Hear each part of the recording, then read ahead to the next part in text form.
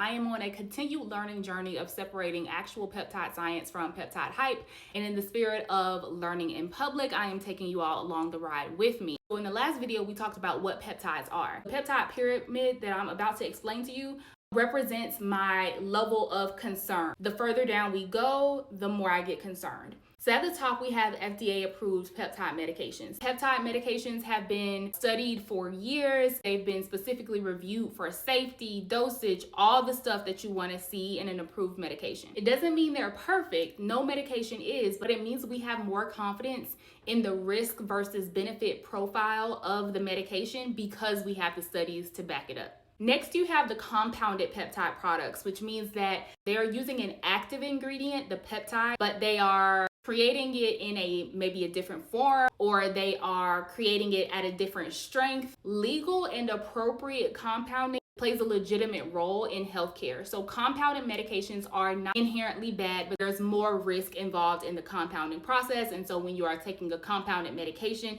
there are more risks involved with that. And then you get into the peptides that are being marketed by clinics, wellness spas, those types of establishments. This is the place where my pharmacist eyebrows start to raise, because sometimes the claims are getting broader, the evidence might not necessarily be there, the marketing may be marketing a little harder. You get what I'm saying? Like it's getting to a point. Then we get to the research use only peptides, which is where I really start to have an issue, because these products are not intended for human consumption, and yet they are talked about as if they are safe and risk-free. Then at the very bottom of the list are your DIY peptide stacks or injectables from random unknown vendors.